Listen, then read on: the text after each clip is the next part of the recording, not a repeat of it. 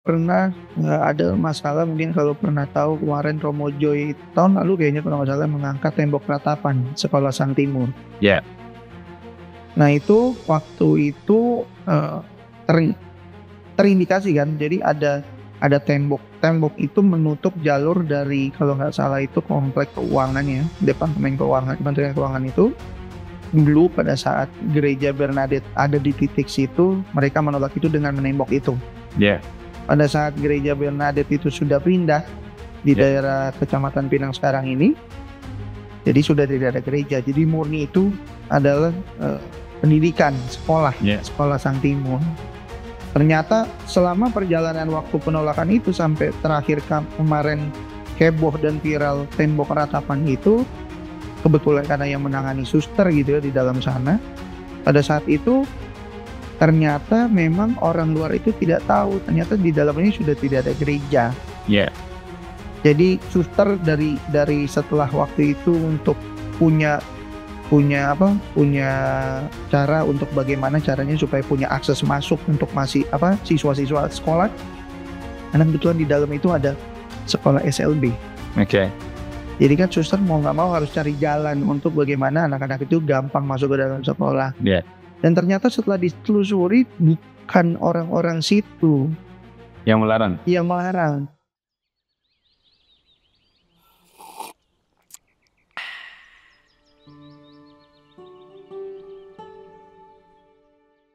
Apa kabar? Puji Tuhan, sehat selalu. Siap. Bang Ari, masalah toleransi di Indonesia ini masih butuh kerja keras, ya. Betul. Butuh kerja keras, butuh energi yang banyak, sehingga toleransi yang terus dinarasikan itu baik dari pemerintah, dari masyarakat, dari kelompok-kelompok keagamaan, termasuk dari ormas-ormas keagamaan itu benar-benar menyatu dan menjadi kekuatan bagi masyarakat dalam menjalankan hidupnya sehari-hari. Tetapi kenyataannya di Indonesia ini apa yang diharapkan itu masih jauh, ya. Kita masih butuh energi yang banyak. Mas Ari sendiri melihat situasi toleransi kita udah sejauh mana itu sampai hari ini gitu di Indonesia? Gini, kalau saya membagi jadi dua poin. Poin pertama itu kalau kita bilang secara khusus ya. Pertama itu bagaimana kita mendapatkan izin membangun rumah ibadah. Nah, kalau kita lihat secara undang-undang terus birokrasi yang ada itu memang yang pasti setiap agama itu diperbolehkan untuk mempunyai rumah ibadah, tapi memang banyak tahapan-tahapan yang harus kita jalani. Nah itu kalau sementara ini khususnya saya karena saya tinggal di Tangerang ya, dan Banten pada umumnya, sampai saat ini saya melihat memang kalau kita dari umat Katolik punya punya jaringan di pemerintahan, khususnya di Kementerian Agama, tidak ada kesulitan sebenarnya. Saya kasih contoh itu, kita di Dekanat Tangerang 1, itu Romo Felix, yang selama ini berjibaku untuk membangun komunikasi di luar eksternal gereja itu cukup baik. Jadi secara umum di kabupaten itu, kalau dalam waktu ke depan ini kurang lebih akan ada 3-4 izin gereja yang akan diberikan sama pemerintah daerah. Tapi Bang Ari, kalau seperti itu polanya, dalam tanda kutip, betul. Artinya mesti ada orang dalam. Oh ya pasti. Orang dalam. Itu kenyataan. Harus ada orang dalam. Pasti. Artinya kan dalam hal ini pertanyaan pentingnya adalah untuk apa aturan itu dikeluarkan dalam konteks pembangunan rumah ibadah kalau mesti harus ada orang dalam. Iya. Kenapa Pak Ari membaca itu? Jadi kalau kita bilang ya itulah di Indonesia ya, kita mungkin nggak cuma ngomong tentang undang-undang membangun rumah ibadah. Kadang-kadang kita ngomong toleransi ya, kita ngomong program khusus dari Kementerian Agama tentang moderasi beragama pun turunnya aja juga kan kita ormas juga berjibaku. Ya. Tidak sembarangan ormas bisa mengambil itu. Terus kemudian ya maksudnya kalau kita ngomong ya di bawah Kementerian Agama ada secara provinsi Pebima itu juga kan kita harus punya ya bahasanya punya tali komunikasi ke dalam. Kalau enggak ya kita dicuek kita. Itu yang saya gambar ya. Itu yang saya gambar. Kita harus clear di sini, Bang Ari. Ini komunikasi ke dalam dengan orang dalam itu berbeda. Ya. Nah, supaya perspektif kita itu sama itu. Yang terjadi di lapangan seperti apa sih? Misalnya tadi yang diangkat tadi soal sosialisasi moderasi beragama. Ya. Yang terjadi di lapangan apa mesti ada orang dalam supaya mendapat kesempatan untuk ormas ini ya, untuk ormas-ormas keagamaan ini untuk mendapat kesempatan untuk mensosialisasi moderasi program pemerintah itu. Iya. Atau cukup dengan punya relasi atau komunikasi yang baik ke dalam. Itu mesti kita clearkan itu. Kalau yang selama ini saya lihat karena kebetulan di pengurus pusat itu ada khusus ketua bidang yang mendalami itu, memang karena kedekatan pengurus pusat ketua umum kita dengan Gus Yakut ya. Ya. Saya lihat itu memang secara moderasi beragamanya kita dapat poin penuh. Dalam hal apa ini? Dalam hal untuk menggaungkan moderasi beragama. Sosialisasi. Iya, sosialisasi. Betul. Jadi kalau saya lihat dari pertanyaan Norben tadi, cukup dengan ya kita harus punya komunikasi bagus dengan si pemilik kepentingan. Ya. Itu menarik. Soal kepentingan. Ini kan kepentingan negara, ya. Iya. Dalam hal ini masyarakat ya. Iya. Dan menjadi tanggung jawab negara. Ya. Sehingga program ini terlaksana berjalan dengan baik ya di tengah masyarakat. Betul. Nah, kenapa itu tidak diberikan saja semua kepada ormas-ormas? Kan ormas-ormas ini banyak dari agama ada gitu. Betul. Kenapa harus dipilih lagi gitu? Harus diluruskan itu, Bang Ari. Mungkin di dalam yaitu ya kalau kita lihat itu memang di dalam aturan di dalam saya kurang gitu tahu ya internalnya Kementerian Agama sendiri, tapi kalau yang saya lihat memang karena permintaan yang cukup banyak permasalahan yang cukup banyak menimpa kita di minoritas, baik itu di Katolik ataupun Kristen ya, karena kita kan kakak adik ya kita bilang. Jadi teman-teman juga harus tahu bahwa Kristen Katolik dan Kristen Protestan itu cukup berbeda dengan perbedaan yang ada. Nah jadi kita kalau yang saya lihat memang kita punya akses khusus untuk kita ngomong itu mengambil hak penuh untuk program moderasi beragama. Jadi saya bilang ya pintar-pintar kita mengkomunikasikan itu ke dalam. Itu yang saya lihat. Jadi kalau saya lihat apakah di dalam itu yang ormas-ormas lain itu dapat atau enggak, atau mereka juga kita nggak tahu punya tujuan ke sana atau enggak. Karena kan setiap program yang kita ambil itu karena kita contoh misalnya kita ngambil program itu misalnya di daerah mana itu karena memang kita tahu itu yang harus kita gaungkan banyak moderasi beragamanya. Contohnya kita di Banten. Gitu sih. Itu yang menurut saya kenapa akhirnya cuma sebagian yang ambil atau ada yang tidak ambil. Mungkin mereka fokus dari organisasinya nggak arah ke situ, tapi Kementerian Agama melihat kita. Bung Ari, persoalan sulitnya intoleransi ini dari pengalaman Bung Ari di Ormas Pemuda Katolik ini, faktor-faktor apa yang menjadi penghambat gitu ya Sehingga toleransi ini ya masih sangat sulit untuk dibumikan itu, diterapkan di tengah masyarakat selama perjalanan pemuda Katolik itu. Yang saya temukan ya. Ya. Jadi gini, ini pengalaman cukup menguras tenaga juga. Mungkin tahu ya yang kemarin terakhir kita cukup heboh di Pamulang itu. Ya. Setelah saya kan benar-benar bukan saya di awalnya, tapi ada teman kami dan beberapa bidang hukum kita yang di Banten itu menangani itu. Memang setelah kita turun ke lapangan itu, di masyarakat umum itu moderasi beragama juga mereka bingung. Apa maksudnya? Terus kita harus apa?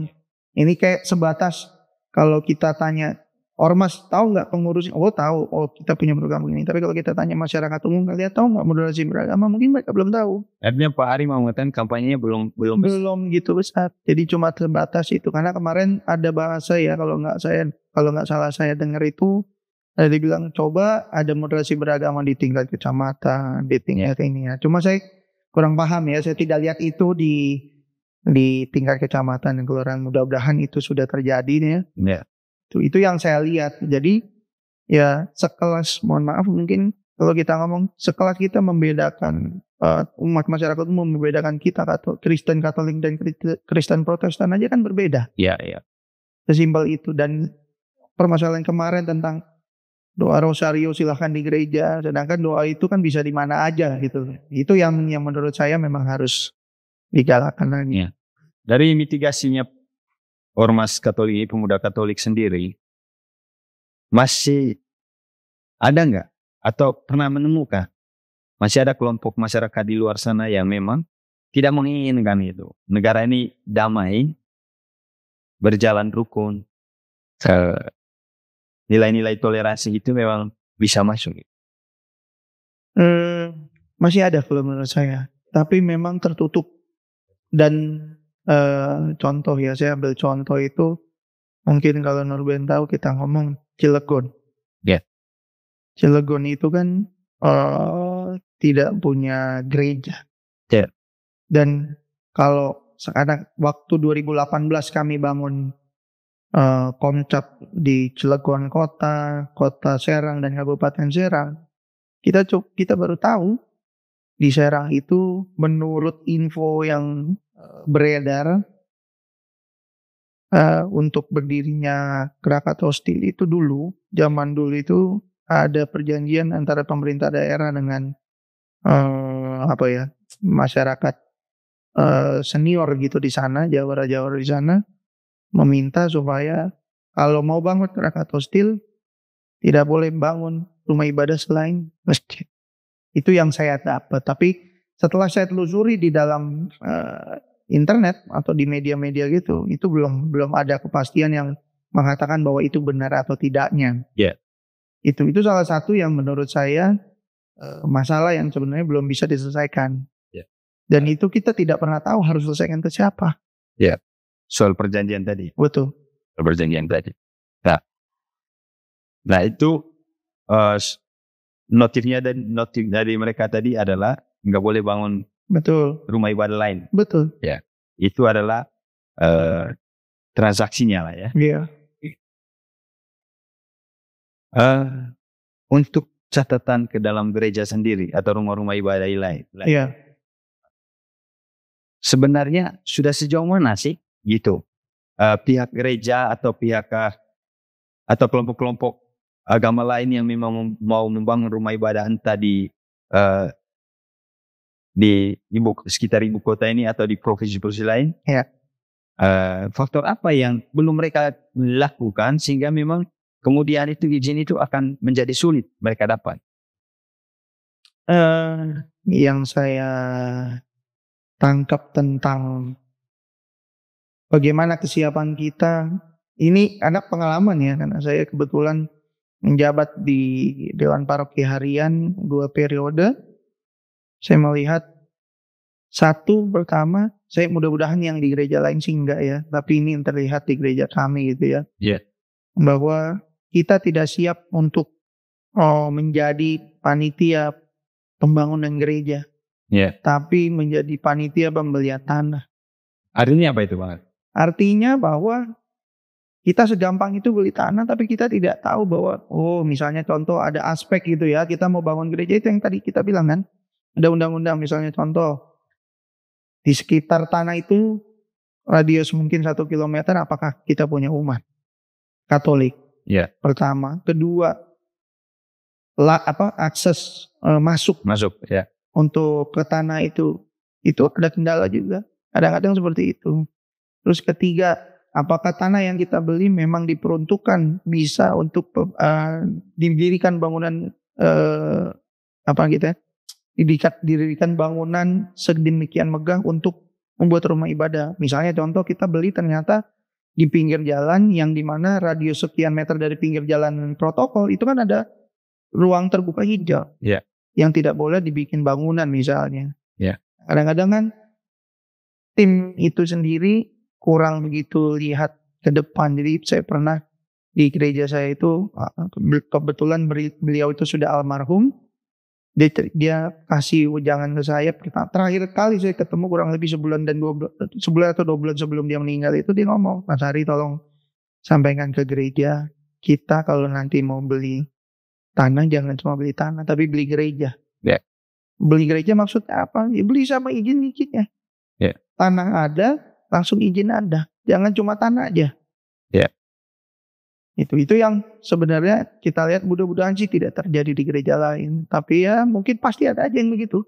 Supaya perspektifnya jangan salah soal izin ya, beli izin. Beli izin itu maksudnya gimana, Bung Ari? Beli izin itu. Karena kan Undang-Undang Dasar itu memberi kebebasan. Betul. Ya kan? Betul. Dan negara harus menjalankan amanat undang-undang itu. Betul. Maksudnya gini, bukan beli bahwa kita bayar untuk dapat izin, bukan. Pada saat kita beli tanah, kita yakinkan bahwa semua aspek undang-undang itu, tanah itu sudah sesuai. Dan memang diperuntukkan untuk membangun rumah ibadah. Baik didapat izin dari warga sekitar, dapat izin dari pemerintah, daerah sekitar. Itu kan sama aja kita membeli tanah dengan izin-izinnya. Itu yang saya bilang. Nah, untuk pemuda Katolik sendiri, Bang Ari, sudah sejauh mana itu langkah yang sudah diambil atau sedang dalam on progress hari ini untuk membumikan toleransi ini? Itu usaha-usaha apa yang konkret dilakukan oleh pemuda Katolik ya? Selain tadi itu ya, mengambil program pemerintah untuk melakukan. Nah, di luar itu ada program yang sedang atau sudah dijalankan oleh pemuda Katolik? Kemarin ini kalau secara khusus yang untuk di pengurus pusat saya kurang gitu paham, tapi saya dapat info tentang bagaimana kita punya bidang di moderasi beragama yang diundang untuk menyelesaikan masalah-masalah pendirian rumah ibadah di berbagai daerah. Kita punya datanya dan itu memang tersembunyi ya. Dan itu sedang kami godok untuk kita kirim pengurus-pengurus kita untuk membantu mengurus itu di beberapa daerah. Terus kemudian di setiap komisariat daerah dan komisariat cabang, kalau daerah itu kan setingkat provinsi dan komisariat cabang di tingkat kota kabupaten di semua daerah di Indonesia itu kita digalakkan untuk membangun komunikasi dengan semua ormas-ormas keagamaan di setiap tempat. Ada kalau saya contohkan di Banten itu kita sudah kerjasama, udah membangun komunikasi dengan Ansor, GP Ansor ya setara kita itu ya, GP Ansor dengan Gamki, dengan kalau yang Buddha itu ada beberapa ormas-ormas di semua agama itu kita sudah komunikasi. Tinggal kita bangun komunikasi lagi lebih dalam baik tentang bahwa memang yang menggalakkan toleransi itu bekerja sama dengan Kemenak. Itu aja sih target dari pengurus pusat. Nah, sepengamatan Bung Hari di lapangan ya, kan selalu ormas-ormas hampir semua ormas keagamaan itu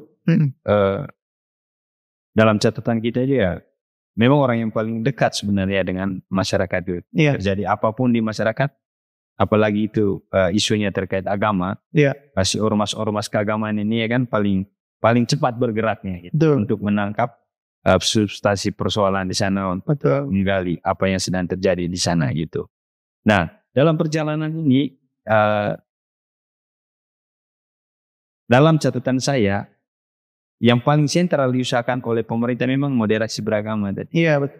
Tapi, nah, ketika ada persoalan, seperti apa sih pemerintah itu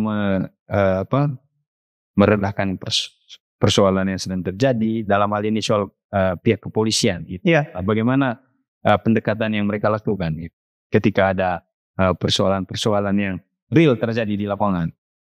Oke, saya berkaca dari kasus yang di Pamulang ya. Ya. Kasus di Pamulang itu menurut saya dari pihak kepolisian benar-benar membantu kami untuk minimal meredakan suasana yang kalau saya mungkin kalau pendengar band tahu waktu itu bahwa waktu itu ya karena mohon maaf ya itu teman-teman kita yang dari Flores itu kan cukup punya banyak masa juga di Tangerang Selatan khususnya ya, apalagi dan saya salut dengan Kapolres Tangerang Selatan itu mereka cukup cekatan untuk minimal itu mengamankan pelaku dulu dan mengamankan lokasi kejadian pada saat waktu itu dan mereka benar-benar persuasif dengan cara mengamankan pelaku dan mengamankan masa yang ada. Itu yang sepenglihatan saya walaupun memang ya karena terjadinya mungkin tengah malam waktu itu dan menjelang subuh jadi kita cukup agak kerepotan kalau kita itu karena di internal kita kerepotan menghubungi satu dengan lain yang ada yang sudah tidur. Tapi secara garis besar saya bilang waktu kasus Pamulang kami berterima kasih banget dengan Kapolres Tangerang Selatan khususnya dan besoknya hari besoknya itu puji Tuhan juga mungkin karena ini kasus sudah beritanya cukup nasional. Saya juga kaget itu sekelas Dirjen Bimas Katolik kita turun sampai bertemu dengan Kapolres Tangerang Selatan yang kebetulan saya mendampingi beliau waktu itu. Jadi buat saya secara khusus gitu ya pemerintahan saya lihat cukup tanggap untuk menangani itu. Tapi memang kita kan tidak cuma berhenti sampai di situ. Betul. Jangan cuma penanganan. Itu sih yang saya lihat. Iya, Bung Ari. Tadi di awal sudah ada saya menyebutnya penilaian dari Bung Ari sebagai anggota ormas keagamaan tentang bagaimana upaya-upaya pemerintah untuk mensosialisasikan program yang mereka buat. Dalam hal ini adalah program moderasi beragama. Kalau Bung Ari sendiri dari studi-studi di lapangan, pengamatan di lapangan, kira-kira selain moderasi beragama, itu bisa jadi juga temuan Bung Ari menjadi rekomendasi juga. Upaya seperti apa lagi yang mesti dilakukan oleh pemerintah gitu. Sehingga semua ini jika dijalankan dengan maksimal, cita-cita bersama itu bisa diwujudkan gitu. Yang pasti program moderasi beragama jangan cuma turun di tingkat ormas, cuma turun mungkin di tingkat struktur di atas gitu ya, bahwa kalau yang saya tangkap itu kan kalau nggak salah ingat itu moderasi beragama juga berlaku bagi para PNS. Dan PNS itu kan saya juga kan kita belum tentu tahu ya apakah mereka aktif di lingkungannya, di warganya. Apakah program-program moderasi beragama itu saya belum tahu ya sampai detail apakah ada program itu turun-temurun sampai ke tingkat kelurahan misalnya, yang paling kecil gitu kan. Artinya Bung Ari program ini dalam tanda kutip bisa katakan belum maksimal ya. Saya bisa bilang begitu. Pendekatan lain apa Pak Bung Ari gitu? Entah dari sisi pemerintahnya, dari ormasnya sendiri juga. Pendekatan seperti apa lagi hingga memang masyarakat di bawah itu rukun gitu. Dan mau menerima satu sama lain dengan keberagaman yang ada ini gitu. Nah, kalau buat saya sih yang saya lihat ya sebenarnya eh, secara khusus sebenarnya kalau mereka masyarakat umum ya, saya ngomong masyarakat mayoritas itu mungkin tidak ya itu sebenarnya cuma ada beberapa oknum yang memang bilang misalnya menolak pembangunan rumah ibadah di lain itu. Saya bilang oknum, makanya kan yang saya bilang tadi di Cilegon kita tidak pernah tahu apakah itu ada perjanjian khusus misalnya yang tertulis. Sampai saat ini tidak pernah kita lihat. Itu pertama. Contoh kedua, saya ngomong ada satu paroki di Tangerang itu sampai saat ini belum bisa bikin papan nama.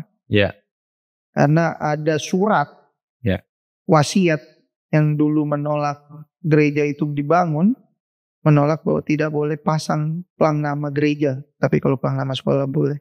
Nah itu kan komunikasi yang sebenarnya kita bilang kalau kita lawan surat wasiat sebenarnya kita menang. Kenapa? Undang-undang.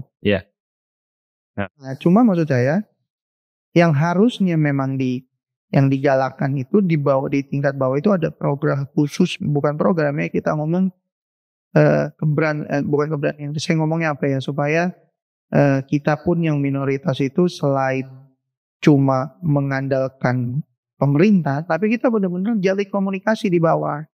Artinya membangun kekeluargaan. Betul. Kan bangun dulu yang tadi saya bilang, ini saya bilang anggap bahwa investasi sosial kita sudah sampai di mana. Nah itu menarik ya. Investasi sosial. Betul, investasi sosial. Maksudnya apa? Yang tadi saya bilang balik lagi. Pada saat kita mau bangun gereja, pada saat kita mau beli tanah untuk bangun gereja, tapi kita tidak pernah kasih apa-apa, bukan kasih ya, maksudnya komunikasi pertama. Bukan komunikasi bertanya boleh nggak kita bangun rumah ibadah, bukan bahwa kita kan selalu diajarkan sama Yesus itu kan mau ngamalkan kasih dan cinta kasih gitu loh. Apapun yang mau kita lakukan itu harus kita dengan cara persuasif. Itu sih yang harusnya digalakkan investasi sosial di tingkat bawah. Ada pendekatan membangun keakraban dengan yang berbeda. Setuju. Iya. Nah, Bung Ari tadi ada yang menarik itu. Dalam catatan kita, acap kali terjadi penolakan itu bukan dari warga yang ada di sekitar titik pembangunan. Setuju. Tetapi yang terjadi justru kelompok-kelompok yang sulit diidentifikasi bahkan oleh pemimpin wilayah setempat pun tidak mengenal orang-orang itu. Betul. Itu dalam temuannya pemuda Katolik, kelompok ini biasanya seperti apa gitu? Cara kerja mereka gitu. Cara kerja mereka, mengidentifikasi mereka seperti apa, Bung Ari gitu. Saya kasih contoh, pernah ada masalah, mungkin kalau pernah tahu kemarin Romo Joy tahun lalu kayaknya kalau nggak salah mengangkat tembok ratapan Sekolah Sang Timur.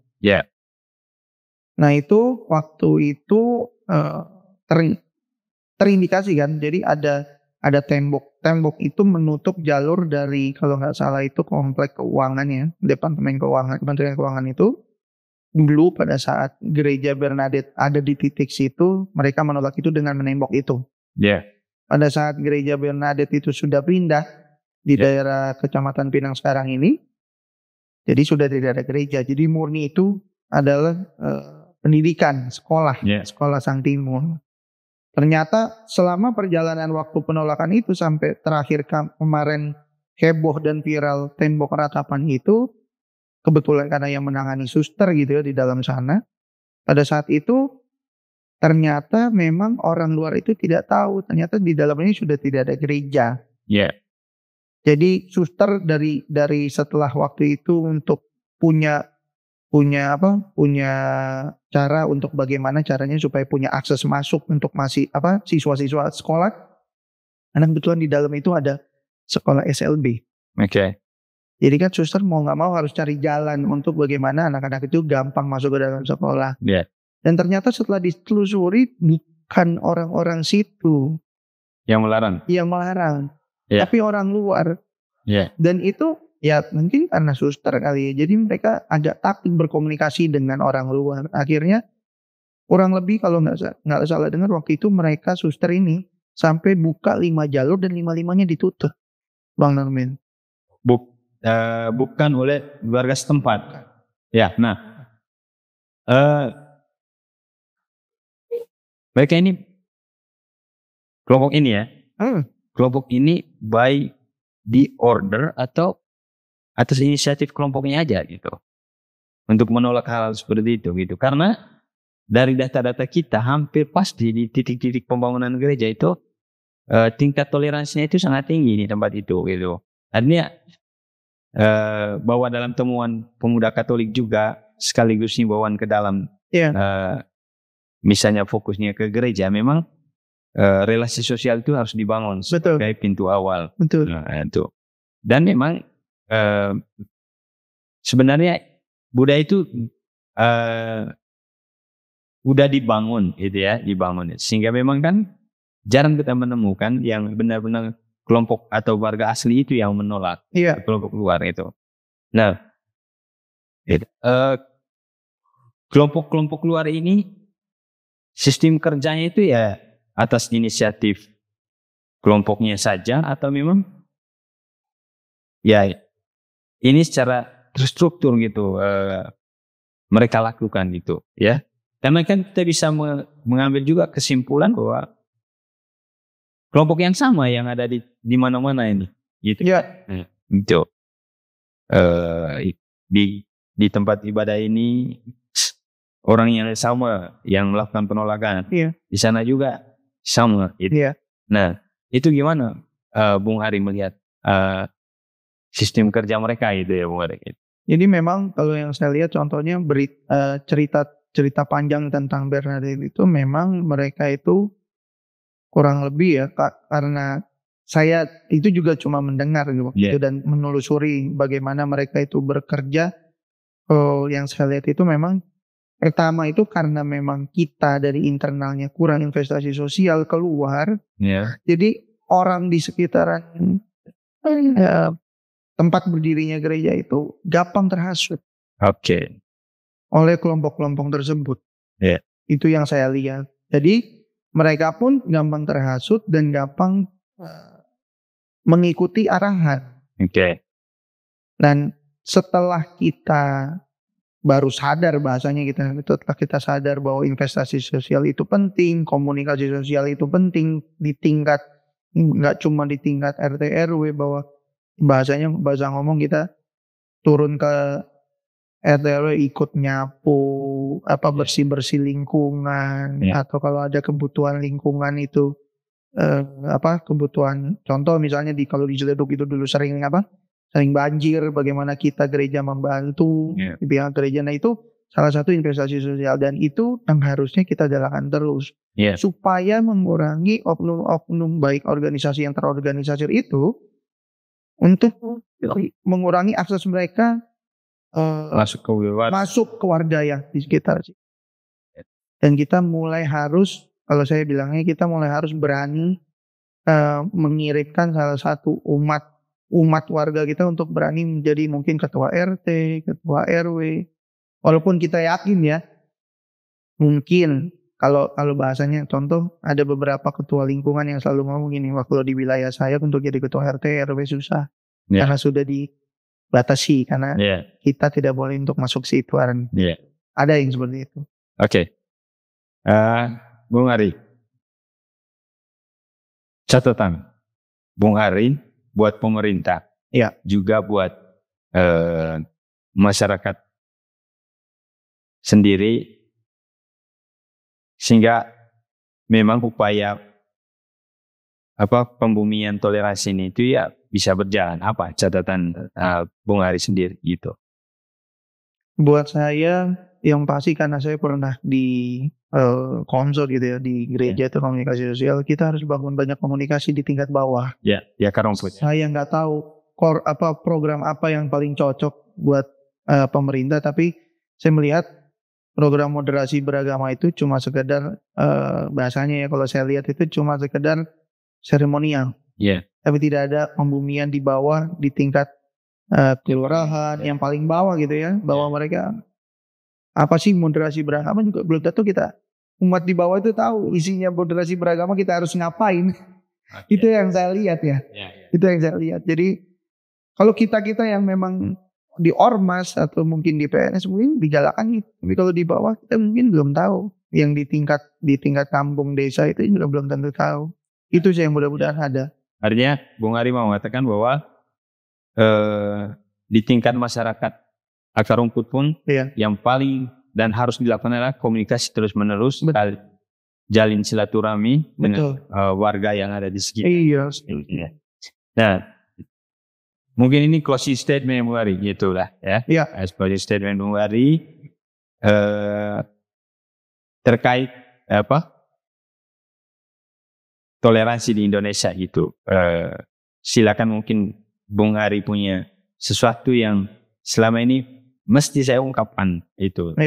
Gitu. Closing statement. Silakan Bung Ari. Iya. Jadi memang karena saya ngomong kita pernah mengalami beberapa hal khususnya di Banten ya tentang masalah toleransi khususnya buat internal kita sebagai umat Katolik gitu ya khususnya memang kita jangan cuma menjadi bahasanya menjadi singa di dalam kandang. Tapi kita harus berani keluar zona nyaman kita, tidak cuma mengurusi di dalam gereja. Untuk memberitakan kabar baik. Karena kan kabar baik itu bukan cuma buat umat Katolik. Tapi Tuhan Yesus itu selalu ngomong, sebarkanlah kabar baik ke seluruh dunia dan ke penjuru dunia. Jadi semua orang itu berhak.